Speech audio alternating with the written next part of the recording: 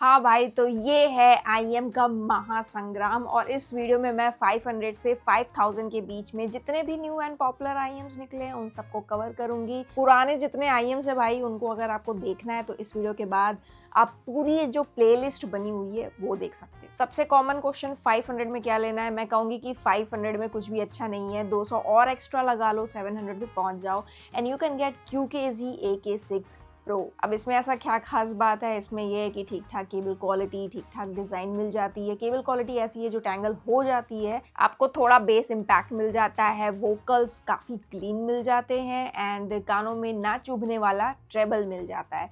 So you can hear to a lot of variety of songs. Casual gaming करनी है तो वो भी आप कर सकते हो। अब इसको आप कंपेयर करोगे रियलमी वाले ईयरफोन से, मैं कहूँगी कि उसमें जो बेस का इम्पैक्ट है वो ज़्यादा मिलेगा, लेकिन ओवरऑल जो साउंड क्वालिटी है वो QKZ AK6 की ज़्यादा अच्छी मिलेगी। लेकिन अगर आपका बजट है 1000 रुपीज़ वाला, 300 रुपये और एक्स्ट्रा लगा सकते हो, then you can purchase GK Kunten, जो कि मैंने ऑलरेडी रील में कवर किया था एंड एक वीडियो बनाई थी पहले बेस्ट अंडर 1000 में। उस टाइम GK Kunten मैंने इंक्लूड नहीं किया था। अब आई से कि GK Kunten is the best in 1000 rupees, जिसमें आपको एक अच्छा खासा बेस मिलता है, एक अच्छे vocals, natural and clear vocals मिलते हैं, बेस ब्लीड नहीं करता है वोकल्स में एंड ट्रेबल एरिया भी काफ़ी सूदिंग है, इंस्ट्रूमेंट्स चुभते नहीं है कानों में। So this is also a very balanced IM और ये KZ की ही कंपनी है, सबसेट मान लो इनका।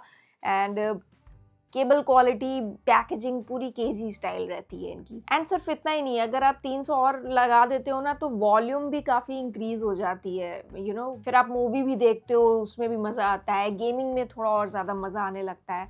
1000 रुपीज़ इन्वेस्ट करना GK Kunten पे इज़ वर्थ इट। और मैं कहूँगी कि ये CCA Polaris से भी बेटर है, KZ एंजुलियर्स लीब्रा जो आता था उससे भी बेटर है। Sound separation is okay and sound stage बहुत ज़्यादा वाइड नहीं है। इमेजिंग काफ़ी ज़्यादा पिन पॉइंट एक्यूरेसी है, मतलब कि 1000 रुपीज़ में गेमिंग करनी है GK Kunten आप ले सकते हो। नाउ कम्स 1500 टू 2500 वाली कैटेगरी। इस कैटेगरी में देखो बहुत कन्फ्यूजन है नए IMs के बीच में कि KZ Duonic लेना है या रेड लायन लेना है या CCA Phoenix लेना है।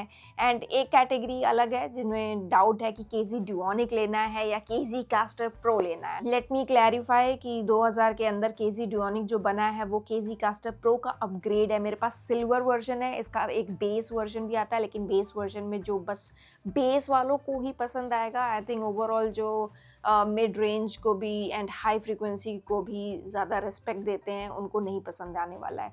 तो मैंने सिल्वर वाला एडिशन लिया है एंड आई विल से कि जो डिटेल्स हैं वो काफ़ी इम्प्रूव हुई हैं। प्लेनार ड्राइवर वाला IM है ये। एंड अगर आपको बस म्यूज़िक ही एंजॉय करनी है यार कि क्या डिटेल थोड़ी सी कम आ रही है चलेगा, लेकिन हाँ बेस भी है, वोकल सब अच्छे लग रहे हैं, तो अलग बात है कि आप KZ Caster Pro ले लो। अदरवाइज KZ Duonic में डिटेल रेजोल्यूशन आपको ज़्यादा मिलने वाला है। अब इसका फ़ायदा आपको इमेजिंग में भी मिलेगा। इमेजिंग भी मैं कहूँगी कि गेमिंग के पॉइंट ऑफ व्यू से थोड़ा बेटर है। बहुत एक्सपोनेंशियल डिफरेंस दोनों में नहीं है, लेकिन बेटर ज़रूर है।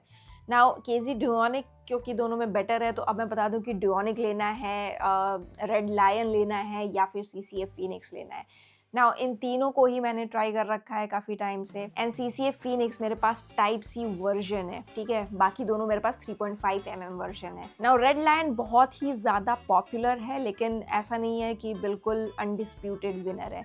यहाँ पे अगर आपको सूदिंग सॉन्ग सुनने हैं जैसे बॉलीवुड वाले होते हैं, बिल्कुल फास्ट पेस वाले वो नहीं होते हैं and instruments and vocal centric songs बनते हैं यहाँ पे जिसमें सिंगर्स काफ़ी प्रोमिनेंट रहते हैं, तो ऐसे में आपको रेड लायन अच्छा लगने वाला है, ठीक है। एंड इस बार रेड लायन में खासियत ये है कि बेस पे भी इन्होंने थोड़ा ध्यान दिया है कि बेस का सब बेस है, मिड बेस भी है। अब ये इन्होंने ईयर टिप्स दी हुई हैं संकाई और सोनिक वाली। संकाई मुझे पसंद नहीं, लेकिन सोनिक से आपको ये बेस बूस्ट जो है वो मिलता है एंड मिड रेंज में एक वार्म। देखो एक्सेसरी वाइज भी इन्होंने डब्बे में बहुत कुछ दिया है जो इस प्राइस में दूसरे लोग इतनी एक्सेसरी नहीं देते हैं, चाहे वो केबल क्वालिटी हो, ईयर टिप्स हो एंड क्लॉथ भी मिलता है वाइप करने के लिए। केजी डुओनिक कुछ ऐसा एक्सेसरी नहीं देता है। एनसीसीए फिनिक्स भाई पूरा मेटल बॉडी है एंड जो इसकी केबल क्वालिटी है वो भी ठीक है, लेकिन इसमें भी कोई और एक्सेसरी आपको नहीं मिलती है। कंफर्ट वाइज तीनों ही कंफर्टेबल है, लेकिन सीसीए फिनिक्स क्योंकि मेटल बॉडी वाला है तो आगे चल के हो सकता है मॉइस्चर वाला इशू आ जाए। बाकी दोनों में नहीं आएगा, लेकिन इसमें हो सकता है कि आ जाए। साउंड क्वालिटी वाइज अगर आपको हर तरह के सॉन्ग सुनना पसंद है, हर जॉनर का, अगर आपको पॉप, ईडीएम, हिप हॉप, फॉन्क ये सब सुनना है, तब आई थिंक आप केजी डुओनिक की तरफ जा सकते हो, जिसमें आपको जो इंस्ट्रूमेंट्स हैं, जितनी भी लेयर बनती हैं इंस्ट्रूमेंट्स की सॉन्ग में, वो उसकी डिटेल, उसका रेजोल्यूशन आपको पसंद है तो आपको डुओनिक के साथ ही जाना चाहिए। लेकिन अगर आपको डैक नहीं लगाना है, एटलीस्ट 850 950 आपको इन्वेस्ट करना पड़ता है बेसिक डैक लेने में, क्योंकि तभी आपको अच्छी साउंड मिलती है। फ़ोन में जो इनबिल्ट डैक होता है वो उतना बढ़िया नहीं होता है। लेकिन अगर आपको टाइप सी वाला चाहिए ना, कि अलग से लेके घूमना ना पड़े डैक को, तो आई थिंक उसी केस में आप सीसीए फिनिक्स के साथ जाओ, क्योंकि उसमें क्या है, उसकी भी काफ़ी बैलेंस साउंड है। बेस बहुत ज़्यादा बूम बाम टाइप का नहीं है, लेकिन फिर भी बेस इम्पैक्ट जो है, उसका जो टेक्सचर है, जो थर्ड स्तंभ है, वो मुझे अच्छे लगे। उसके साथ ही जो वोकल की क्लैरिटी है काफ़ी क्लीन है and treble is also very soothing, कहीं भी चुभन नहीं है, इंस्ट्रूमेंट्स की शार्पनेस समझ में नहीं आती है। नाउ इन तीनों में ही गेमिंग एक्सपीरियंस आपको केजी डुओनिक ज़्यादा बेटर देगा। साउंड स्टेजिंग बेटर है, इवन जो इमेजिंग है, पिन पॉइंट एक्यूरेसी है कि फुट स्टेप्स कहाँ से आ रहे हैं, एनिमी कहाँ से आ रहा है, वो आपको ज़्यादा बेटर केजी डुओनिक देगा इन तीनों में। इसके साथ ही बहुत लोग केजी डुओनिक में वो स्विच वाला वर्जन लेते हैं। स्विच वाला वर्जन इज़ प्योरली गेमिक, मतलब उसका 4 स्विचेस ऑन कर दो, ऐसा नहीं है कि बेस यहाँ से यहाँ तक पहुँच जाएगा, ऐसा नहीं होता है। इनफैक्ट इसमें टॉगल भी आता है, जिसमें standard version, bass boost version, gaming experience and treble boost version मिलता है। नाउ ठीक है, उस पर फ़र्क पड़ता है साउंड सिग्नेचर पे, लेकिन मेरी मानो तो स्टैंडर्ड के साथ ही आपका ज़्यादा अच्छा काम चलेगा। Now, जब मैं ये वीडियो बना रही थी तो मेरी नज़र पड़ी कि जीके स्ट्रीक भी निकला है, जो कि 2000 के अराउंड मिलता है, तो फिर डायरेक्ट कंपैरिजन हो जाएगा भाई कि केजी डुओनिक बेटर है या जीके स्ट्रीक है, क्योंकि दोनों एक ही कंपनी का ही है। नाउ डिफरेंस बस ये है कि जो डिटेल और रेजोल्यूशन में वाली बात है यार, वो केजी डुओनिक में आपको मिलेगी, लेकिन अगर आपको एक वार्म साउंड सिग्नेचर चाहिए, वो जीके स्ट्रीक आपको देता है with lesser detail and resolution. लेकिन ये भी एक म्यूजिक एंजॉय करने वाला आईएम है, ये बिल्कुल वो नहीं है कि बिल्कुल एक्यूरेसी चाहिए। एंड देखने में भी काफ़ी ठीक ठाक डिसेंट सा लगता है, कोई ज़्यादा एक्सेसरीज में कुछ भी नहीं है। लेकिन अगर आपको वार्म साउंड सिग्नेचर वाला ही चाहिए कि इंडियन सॉन्ग सुनने हैं, तो रेड लाइन की तरफ चले जाना। अब आती है 3000 3500 वाली रेंज, तो इसके अंदर है हमारा Cozoy D1, Twistura Delta and Kefine Klean SV। Last year Kefine Klean निकला था, इस बार किफाइन क्लीन SV निकला है। कोजॉय D1 एंड ट्विस्टोरा डेल्टा जो है, दोनों ही बिल्कुल बेसिक एक्सेसरी के साथ आते हैं, कुछ ईयर टिप्स मिल जाते हैं आपको। कोजॉय बिल्कुल रेजिन बिल्ट है, ट्विस्टोरा डेल्टा का मेटल बिल्ट है ना। कोजॉय D1 एंड ट्विस्टोरा डेल्टा दोनों ही अलग अलग ऑडियंस के लिए बने हैं। जैसे कोजॉय D1 की अगर बात की जाए तो यहाँ पे ये थोड़ा सा ब्राइट IEM की तरह है, मतलब जो हाई फ्रिक्वेंसी है वो ब्राइट एंड एनर्जेटिक फील होती है। मिड्स जो है, मतलब जो वोकल्स हैं, वो काफ़ी नेचुरल और क्लीन साउंड करते हैं, which is really good. Base oriented नहीं है ये, लेकिन बेस वाला थर्ड स्तंभ पता चलता है। ट्विस्टोरा डेल्टा में क्या है कि वॉर्म है उसमें, एंड स्लाइट वी शेप वाला साउंड सिग्नेचर आपको मिलता है। जो उसका बेस टेक्सचर है वो कोजॉय D1 से आपको थोड़ा ज़्यादा मिलेगा, एंड जो हाई फ्रीक्वेंसी है, जो ट्रेबल एरिया है, इसमें इंस्ट्रूमेंट्स हैं, वो बिल्कुल चुभेंगे नहीं, वो सूदिंग लगेंगे।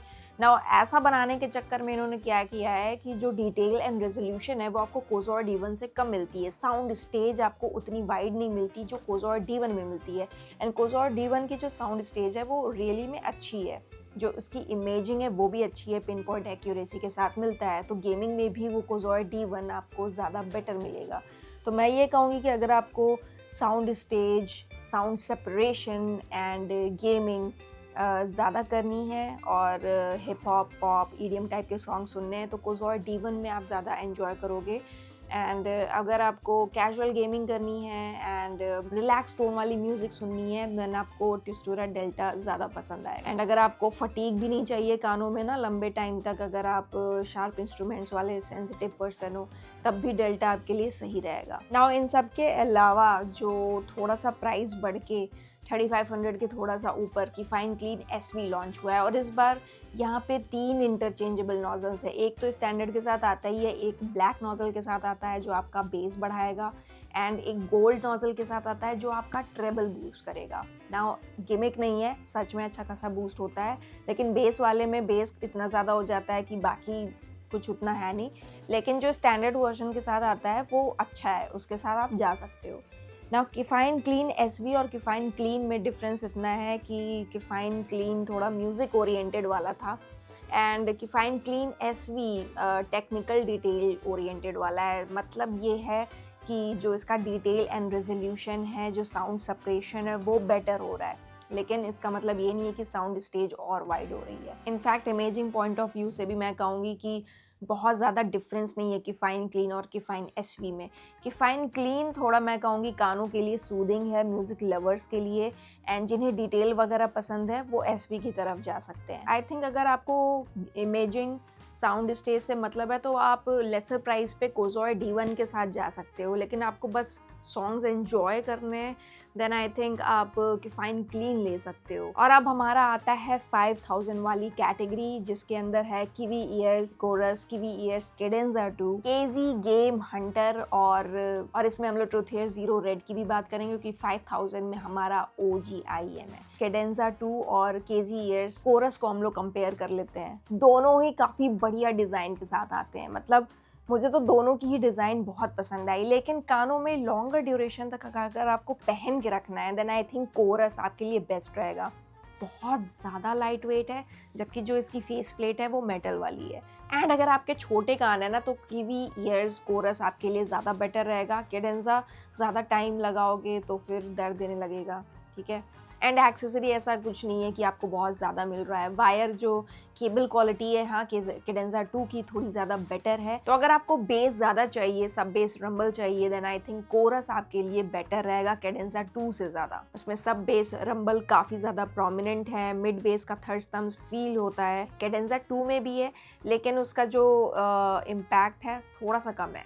नाउ बेस में देखो कोरस अच्छा है, लेकिन अगर जो हमारा डिफरेंस आता है वो हाई फ्रीक्वेंसी रेंज में आता है। Cadenza 2 sound highly detailed airy when it comes to lot of instruments. Chorus में हाई फ्रीक्वेंसी वाला रीजन ना थोड़ा सा रिलैक्स्ड बनाया गया है कि आपको फटीग फील ना हो। कैडेंजा 2 थोड़ा सा ब्राइट IM की तरफ शिफ्ट होता है तो उसमें एक एनर्जेटिक वाली फील रहती है। तो दोनों देखो अपनी जगह सही है, इसीलिए दो तरह के IMs निकाले हैं किवी ईयर्स ने कि आपको कंफर्टेबल वाला एक चाहिए देन कोरस ले लो, एंड अगर आपको ब्राइट IM चाहिए ना हांस जिमर का बिल्कुल कॉन्सर्ट वाली जो प्लेलिस्ट है वो वाली बजानी है देन वो एनर्जेटिक वाइब्स आपको देने वाली है Cadenza 2। In terms of sound stage Cadenza 2 again better है, डिटेल एंड रेजोल्यूशन में बेटर है, इमेजिंग की एक्यूरेसी दोनों में है। कैडेंजा 2 गेमिंग के लिए बेटर है। सो यहाँ पे भी आप देख सकते हो कि एक टेक्निकली एडवांस है और एक म्यूजिक एक्सपीरियंस करने के लिए